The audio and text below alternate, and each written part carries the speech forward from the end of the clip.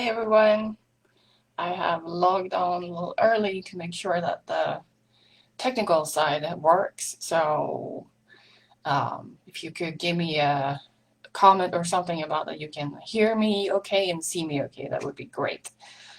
Um, Hopefully everything is up and running.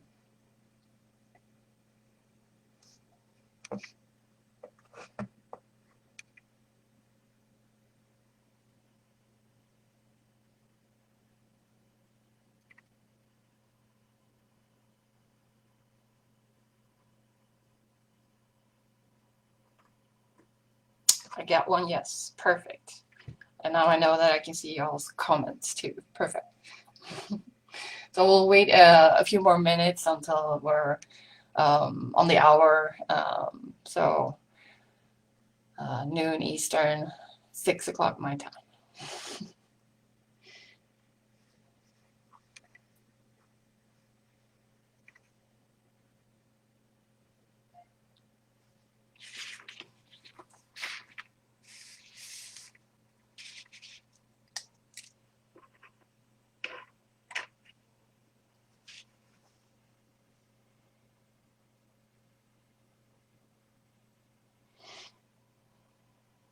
So where are y'all from? Where are you watching from? And how's the weather at your place? We have about in the 70s, low 70s for the Fahrenheit people, around 19, 20 degrees here in Netherlands right now, and pretty sunny for the moment. So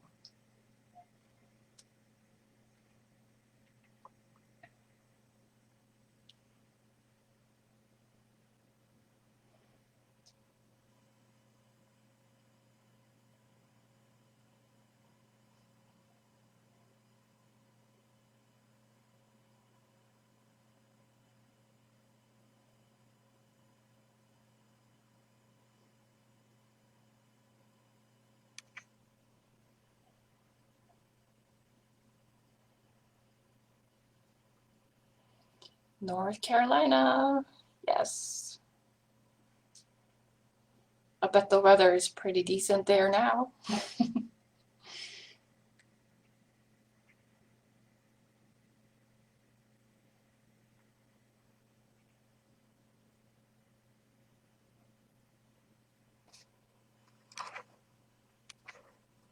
New Hampshire, 90 hot and humid. Ooh. Yeah, that's like my New Orleans summers. I know how that feels. That wasn't the best part, for sure.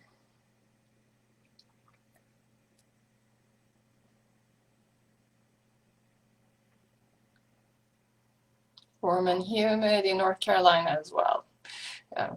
It is July, so it's not expected, I guess. Yeah.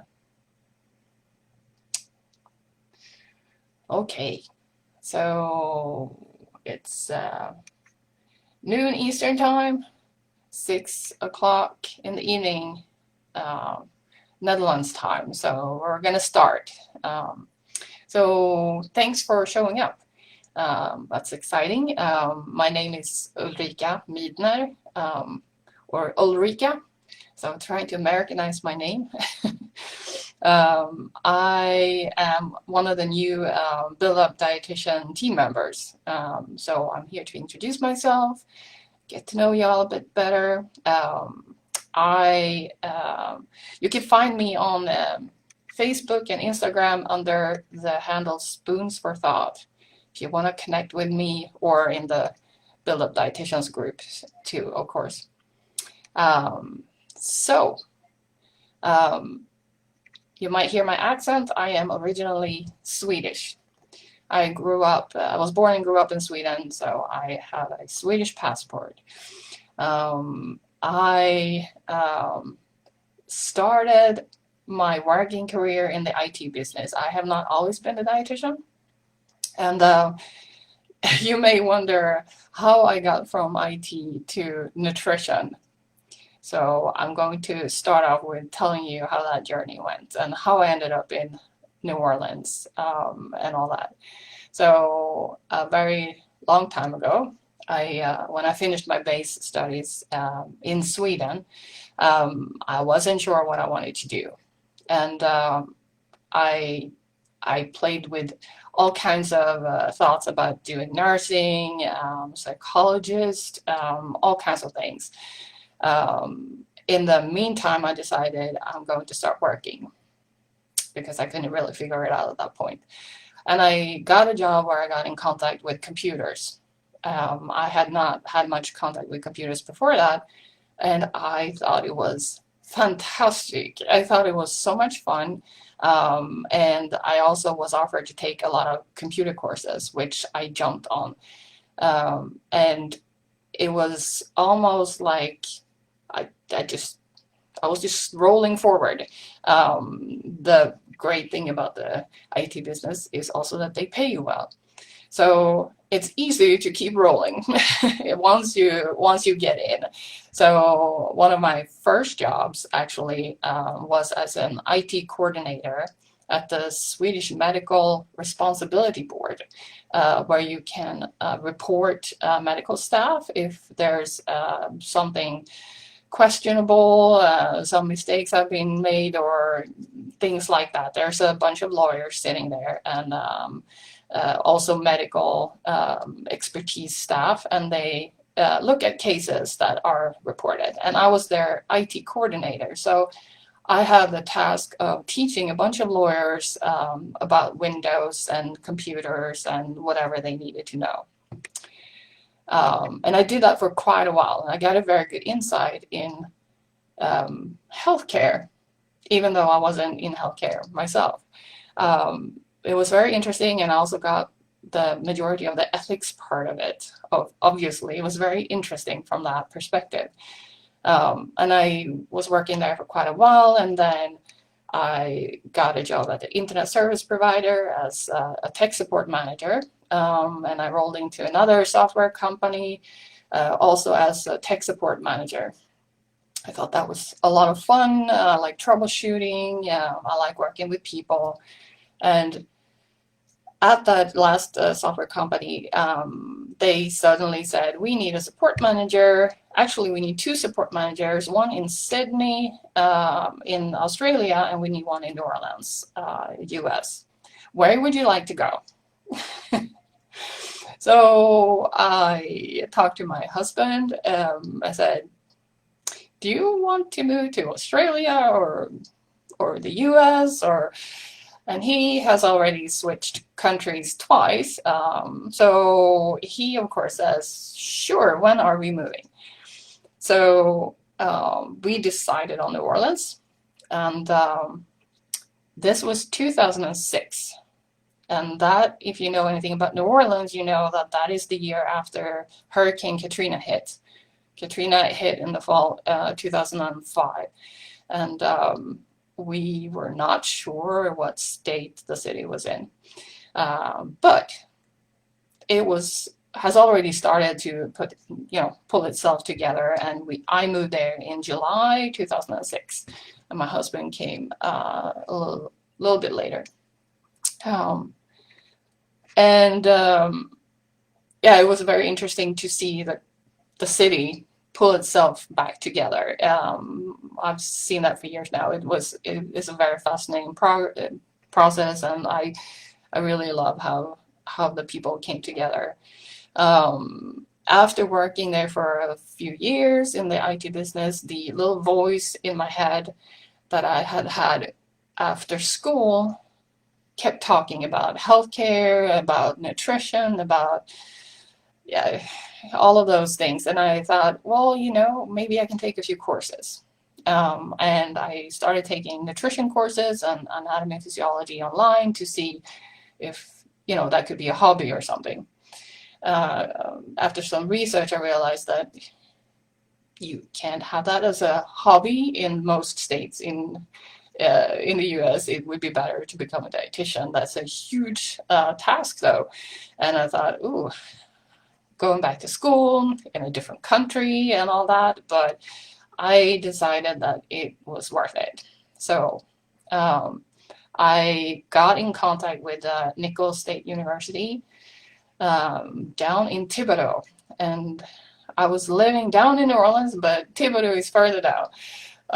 And I got in contact with the program manager there. That dietitian was a fabulous lady who helped me transfer my classes and took me in and made me feel at home, because that's also what you do in Thibodeau. Absolutely amazing. And I finished the Nicholls program and learned a lot about the culture down in the almost in the bio. I learned to eat crawfish, and I knew how to eat crawfish because actually Swedish people eat crawfish too, which many people think is, a surprise. But we eat crawfish very differently than what you do in Louisiana. We eat it in a very boring way, so I wasn't a big fan. We basically take our tiny crawfish and we boil some water, put some dill in, and some salt on the crawfish, and that's it. That's not a lot of flavor. So if you ever been to a New Orleans crawfish boil, there's all kinds of things in there. First of all, there's, humongous crawfish, and there are corn and sausages and garlic and oranges and potatoes in there as well, and a lot of spices. And if you know anything about Swedish food culture, is that it's very bland. So the first time I tasted my crawfish, I had to almost call the fire department. It was a matter of just keep eating because I couldn't breathe. Now, after 13 years, I can eat crawfish fine. I adjusted. So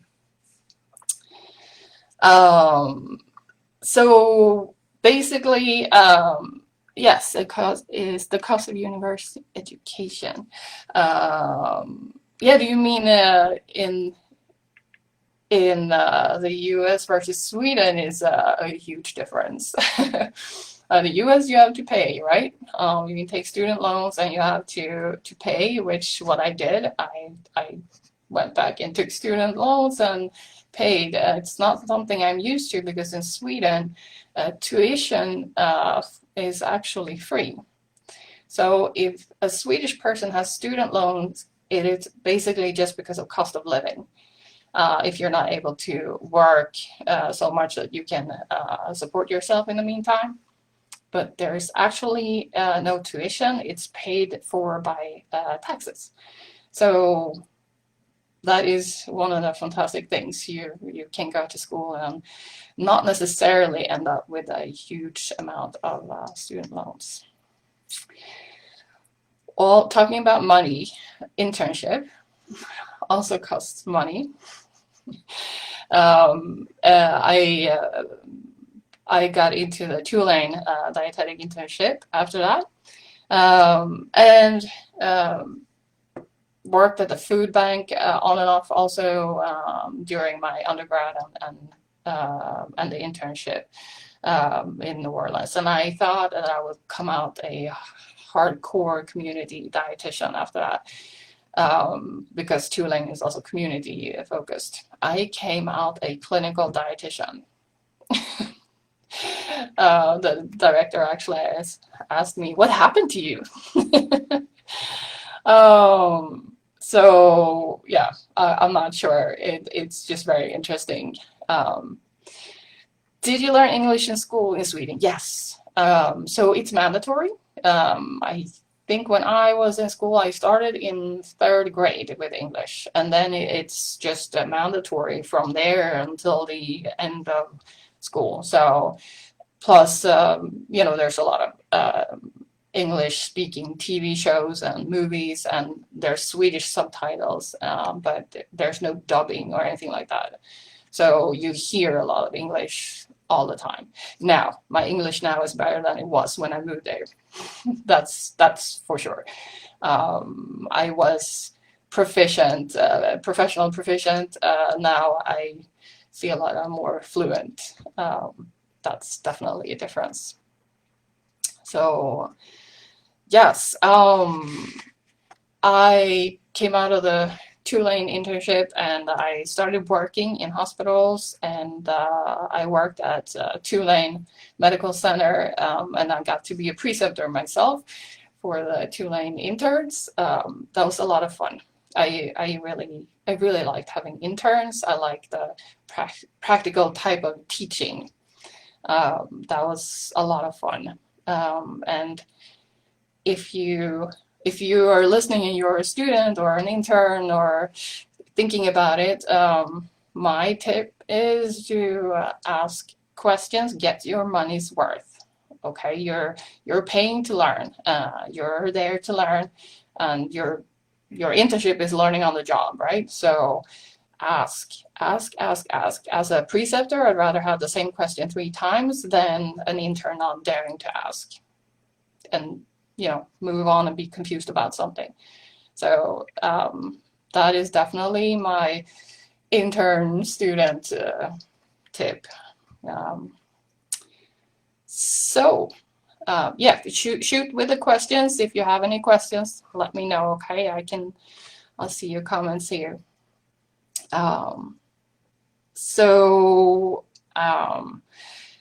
After I worked at Tulane, while I was working at Tulane, I decided that I wanted to take the CNSC certification, the Certified Nutrition Support Clinician. I managed to do that, and then I got to work with another hospital where they had ordinary privileges at Truro. And that was amazing. That was absolutely amazing. If anybody wants to talk about order writing privileges as a dietitian, let me know. That is one of my things. I think that is a way to go for clinical dietitians, to advance the practice, and all, fill your shoes, be your worth in the team. That was a lot of fun. I also worked with the New Orleans Academy of Nutrition and Dietetics. I actually joined that group while I was still in undergrad. I was the only one. I'm not sure why, but I was the only student. There were some interns, but I was the only undergrad student. And I didn't know anybody. I didn't know what was going on, but I learned a lot of things because they had speakers, for CUs and things like that. And I also got to know people. And that is just one of the most valuable things that you can get, networking with people. So I was a member as a student, I was a member as an intern, and then once I was an actual dietitian, I also volunteered to be on the board. I have been secretary, membership, and president-elect, and the last year before I moved to the Netherlands, I was president. So it's a lot of fun.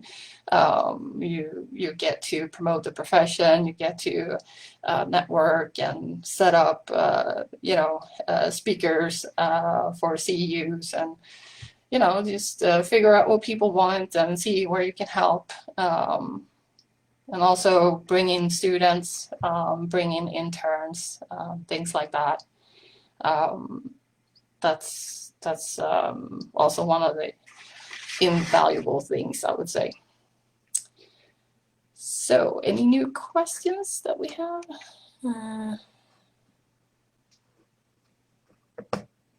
Yeah. Yeah, exactly. I've seen the comment here as going into an internship with one picture and coming out with a completely different idea. And that's the thing, right? That's also part of what the internship is for, and all that. It's for you to try out. You don't know. I did volunteer at a hospital before before I even started as an intern, because to me the hospital was like a big black box to me. I didn't know what was going on in there. But yeah, it's for you to figure out where you want to start as well. Does Sweden have dietetics programs? Yes. So Sweden also, there are 3 programs in Sweden. And they're spread out over the country, one in the north, one in the south, and one in the middle. And it's similar to the US. However, actually, this is the same in the Netherlands. It seems that your bachelor and your internship, your practical part is more combined. So it's more like a combined program. While as in the US, there are combined programs, but there's also a lot of first do your bachelor and then do your internship separate.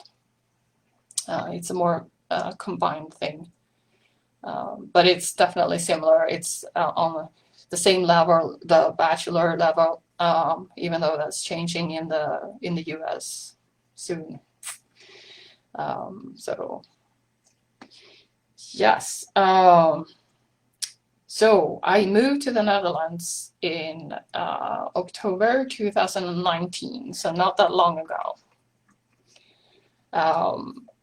I obviously, we all know what happened in 2020. So I had a few months here that was normal, and then boom, everything got closed down. We had the big COVID disaster. So what do you have to do if you move from the US as a dietitian and you want to work as a dietitian in another country? So in the Netherlands, you have to get your education evaluated by a special commission. That is one thing that you have to do. I had to send in all my diplomas and paperwork and all of that, and they first of all they check that they are authentic, that they are actually real, because there's fraud going on with those things as well. Second, they check the level of education, that it's equivalent to the Dutch education. So you know the same thing basically like you would do if you were trained here, and that it's applicable to the Dutch population. Because if you are from somewhere where you have a very, very different population, then even though you have a great education there for that population, it might not be applicable here, or you might have to, fill in with a additional course or something like that. Now, luckily, Americans and Dutch people aren't that different. So my education was approved. I didn't have any problems with that at all. They went straight through.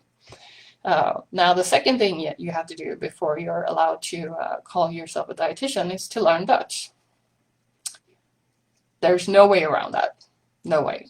So with this whole COVID going on, I started taking Dutch lessons.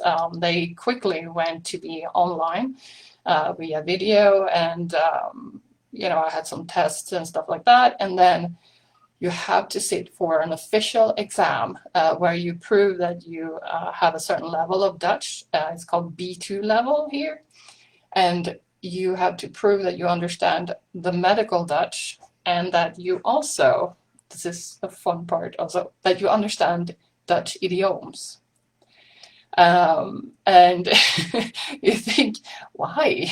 Medical I understand, but idioms. But when you talk to a patient, they may use idioms, and if you don't know what a Dutch person means when he or she says, when they say, I'm walking on my gums, like my gums in my mouth.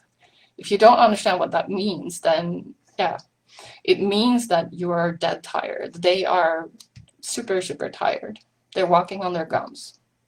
It sounds crazy, but Sweden and the US also have these things like pulling someone's leg, or it sounds crazy to people who were not born and raised there.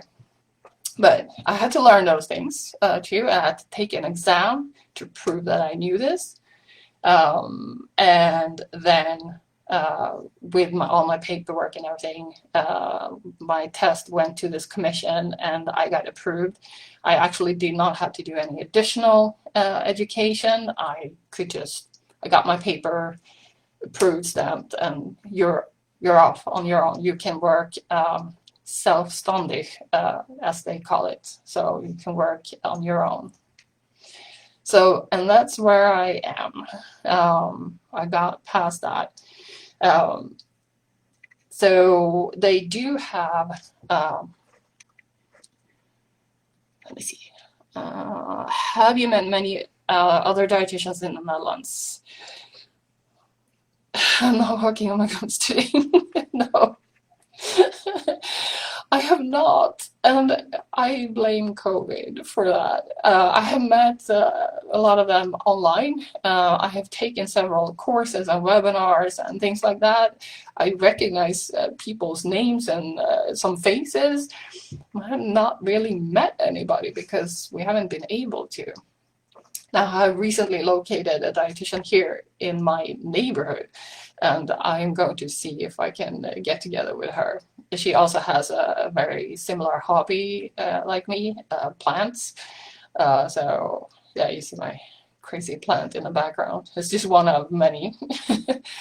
But yeah, we've been so locked down that it hasn't been possible. But now, hopefully, with vaccination and all that, we're can safely start to get together. So I'm hoping that at the end of this year I can actually hang out with some dietitians too, because I really miss that. I miss my American colleagues and my dietitian friends, so for sure. So what am I up to here now that I'm actually allowed to work? I decided that I was going to start my own business. And I don't know if that is a crazy thing to do, the first thing you do in a new country, but I want to try. So here in the Netherlands, they divide dietitians into what they call first-line dietitians and second-line dietitians. That doesn't really have anything to do with your level of knowledge or anything like that. That has to do with if you are a first-line dietitian, you are out in the general society. So you may work with your your general practitioner and things like that. So you're the first line. The second line are the dietitians in the hospitals and the hospital clinics. They're called second line dietitians. So that's what I have been in the US. I've been a second line dietitian. So I'm gonna try and be a first line dietitian. I'm excited, but I do miss the hospital environment. So in the future, maybe I can, at least have a part-time hospital job. That is something I didn't feel ready for until my Dutch came to a certain level. You got to understand what the doctors are telling you, what the nurses are telling you, what the patient is mumbling, and even though people here speak very good English, they really do.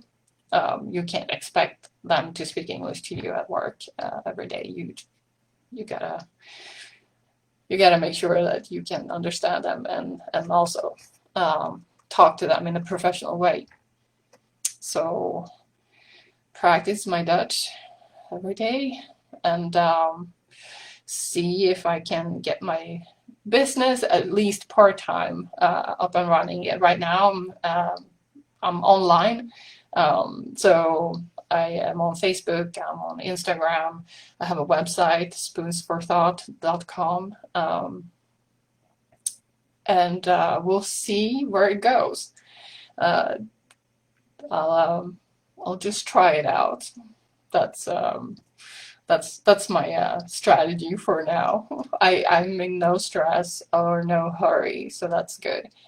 One other similar thing, actually, we still have a few minutes, is that in Netherlands you also have a health insurance, like you have in the U.S. There's differences, but it's mandatory to sign up for health insurance. So what happens here if you don't? If you do not sign up for your health insurance, you will get a few warnings, but in the end, the government will sign you up for one and they will take out the fee from your paycheck. Now, about that fee, it's very different than the US. It's much more affordable than it is many times in the US, and it's not connected to your employer or your work in any way. It's completely separate. So, and also the base salaries here are higher. So with that, with lower cost on higher base salaries, things even out a little bit better. That was one of my big culture shocks in the US, the inequality. I have never seen such inequality before I moved there. So,